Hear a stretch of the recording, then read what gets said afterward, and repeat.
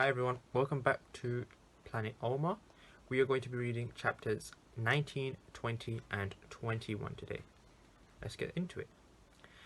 Chapter 19. I know we should have tried to find somebody who worked at the station to help, but my thinking wasn't very straight at that time. It was kind of wobbly, and I was getting like a gazillion different ideas what to do every second. That's a very noisy head. And don't forget, Daniel was still crying. A train rumbled onto the platform from the tunnel, and my instinct was to jump on. Instincts are funny. You hear about them with animals, like when sea turtles hatch and move towards the ocean without anybody telling them which way to go, or when baby kangaroos jump into their mummy kangaroo's pouch when they are born. I felt myself wanting to jump onto that train, although nobody had told me it was the right way to go. I took Daniel's hand, trying very hard not to think about when he had picked his nose earlier, and stepped on. It was South Kensington Station we were supposed to be going to. I remembered Miss Hutchinson saying so, and I remembered that when I went to the museum with Mum and Dad, we had to walk quite a lot through the station to get out near where the museums were. Daniel and I found seats on the train. "Do you know where to go?" sobbed Daniel. "Yes, look on that map up there," I said, pointing towards the one that shows all the stops. "See if you can find South Kensington on it." We looked, very carefully. Marylebone Station came. We still searched the map, but South Kensington was nowhere on that brown line. My heart sank as I said to Daniel, "I think we have to change trains again." I loved the peanut, but suddenly I wished that we went to more places on the train, so I would know what I was doing. "Let's tell someone we're lost," pleaded Daniel. "No, we're not lost," I said. I kind of knew where we were, but I wanted to get us out of the mess. Now that Daniel was all snivelly and depending on me, I wanted to be a hero. "We just have to get off this train," I said. "Then we'll be fine." We got off at the next stop. It was Baker Street. Baker Street sounded very familiar. It sounded like home and good memories. I thought maybe it was another station that was closer to the museums. And that's why I remembered it. Daniel was like a big lump of Play-Doh that couldn't think. I had to do all the thinking, but it sort of felt okay. He wasn't being mean to me anymore, at least. I wondered whether our class knew we were missing by now. I imagined Miss Hutchinson's hair going crazy with worry. I had never seen her really worried before, and I wondered what it would look like. We exited the station, crossed over at a Pelican Crossing, and walked down a busy road with lots of cafes on it. There was a Sherlock Holmes museum. I don't know much about Sherlock, but my parents are crazy about a TV show about him that has Benedict Cumberbatch on it.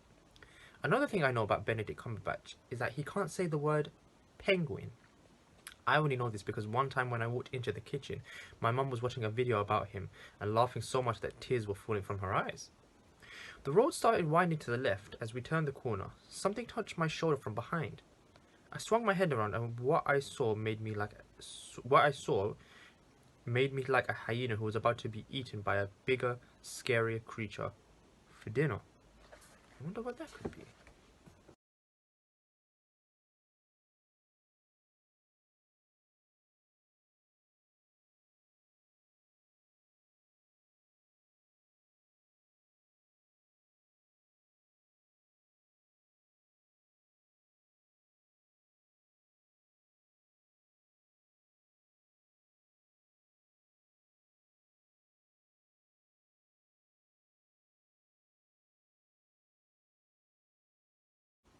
Chapter 20.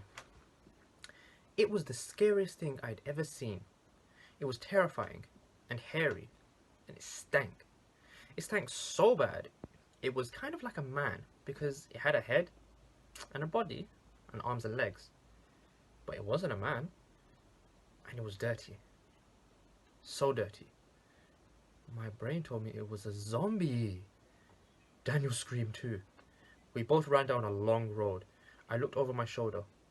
The zombie was still coming, with his arm out, trying to grab us. I ran harder. When I couldn't see him anymore, I stopped and tried to catch my breath. Daniel, on the other hand, threw himself onto the pavement and started wailing like never before. I wasn't well trained in dealing with crying baby bullies or zombies.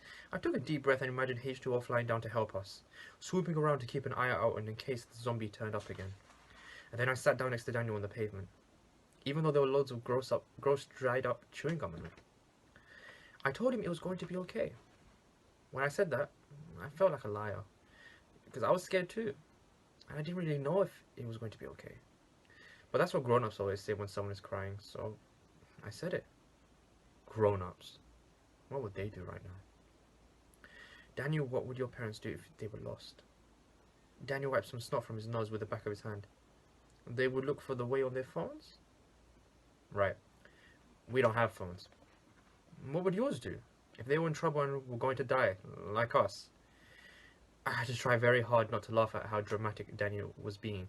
He actually thought this was the end of the world. Well, the zombie thing was quite scary. But he sure didn't have to hold back, so I imagined him rolling on the floor laughing instead. Well, anytime there's a big problem, my parents always ask Allah. That's one thing they keep telling me a lot, to ask Allah for everything.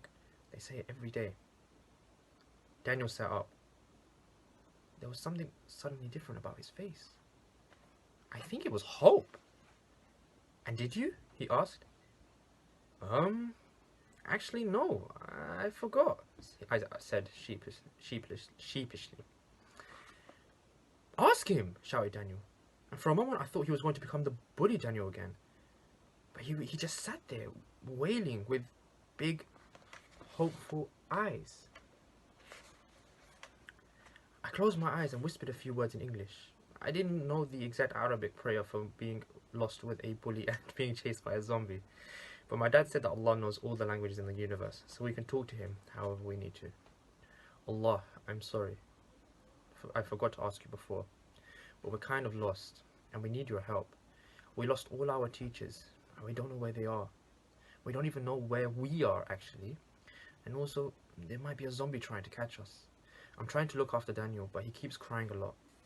Please, can you help us? I don't know how, but I guess you know. Thank you. I love you. I opened my eyes to find Daniel's face right next to mine. Well, did you ask him? Is he going to help us? Of course he will. Allah always helps. But do you think he heard you? You were whispering so quietly I couldn't even hear you. And I'm right next to you. Yes, he did. He's God, I said in my, oh, duh voice. But then I realized I should be kinder and explained, God can hear everything. Even whispers and even what you're saying to yourself in your own head. Oh, okay, said Daniel. Then, because Daniel still looked so frightened and sad, I said, don't worry, you'll get back home to your mum and dad. So will I. Yeah, if they even notice I'm gone or if they even care, said Daniel. Of course they care. That's what parents do. Anyways, I think you're a bit hard to miss. I mean, if you weren't there, I wouldn't notice. I would notice. Really? Super definitely. Daniel seemed pleased to hear that for like 0.8 seconds. Then his shoulders drooped again. Yes, but my parents, all they care about is my little sister, Susie. Because she's always in hospital. Is she going to be okay? I don't know. She's always sick and having operations. He started wailing again, as if something was hurting a whole lot. And I do care about her. I do. But what about me? I might as well not be there. I just get in the way when they need to look after her. Poor Daniel. I felt a little lump in my throat. I stared at him because I didn't know what to say. So I just moved closer to him, even though he stank of pee, and I said, I don't know what I would do if that happened to me. Daniel looked at me as if I had said something that really, really helped. But I just said the truth, because I didn't know what else to say. He sniffed really hard and wiped his eyes before looking up at me like he was waiting for me to say more. So I said, yeah, you must be a really strong person. I mean, like, strong inside. Not strong like Batman, though I think Batman is strong inside as well. Daniel smiled a snotty smile. Is this the first time he's ever smiled at me? I thought. That felt really weird. Didn't he hate me? So, what now? Do we just sit here? Asked Daniel. I don't think so. The zombie might find us. What then? Let's walk.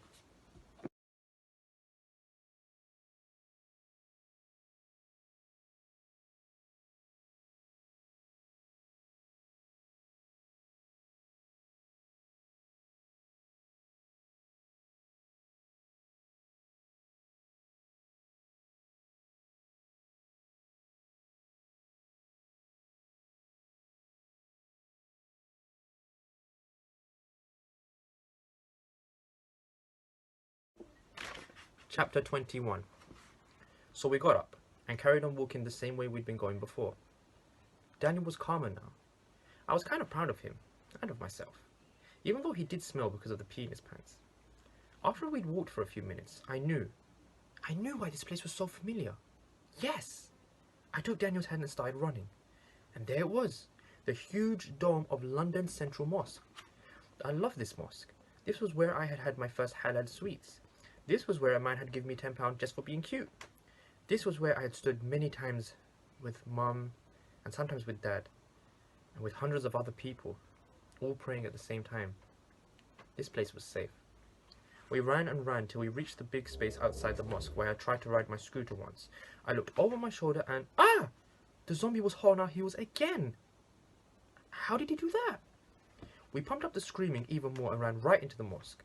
Mosques are usually quiet places, so all the commotion made people come out from their places and come up to us. There was a man who was wearing one of those Arab-style long things that go right down to the feet. I had one in white. My grandma bought it for me from Mecca. So if you have a look here, you can see that this man is wearing that Arab-style piece of clothing that Omar was describing. In Arabic, we call it a thobe, okay, and it's a traditional Arab form of dress where your body is covered from the chest right down to around the ankles. Okay, so we call this a thobe, and in English we would basically call it a robe. The man had lots of wrinkles and lots of white hair, and he was using his hands to signal us to calm down. He was also saying something, but I couldn't hear him because we were still screaming. So I stopped. Then Daniel stopped.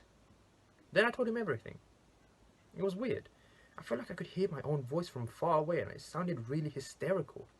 I told him we had got lost and tried to find our own way to the Science Museum. Then we got chased by a zombie. Then I realized it all sounded super crazy. So I quickly told him that we asked Allah for help and ended up here. The man smiled, like he was very proud of us and like he knew all the secrets of the world. And where is this zombie, my child? He asked. Before I could turn around, look around to see where he was, Daniel started pointing and squealing. There! He's there! The man gently took my shoulders and made me look again. My dear son, he said. I wasn't his son, but sometimes people in the mosque who don't know you love you like you're their son. That is no zombie. That is a homeless man. And it looks like as if he was trying to help you. I feel like a complete sillyhead because it was a homeless man and he wasn't chasing us. He had just noticed that we were kids all by ourselves and he actually cared enough to try to help. But we had run away from him.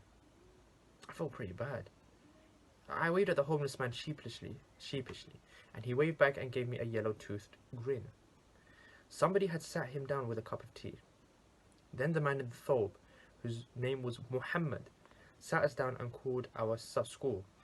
A younger man in jeans and a t-shirt that said "Boom" came over and gave us some juice and halal sweets. This made Daniel's day. It made mine too. I felt pretty good at this point. I felt more the hero I was trying to be.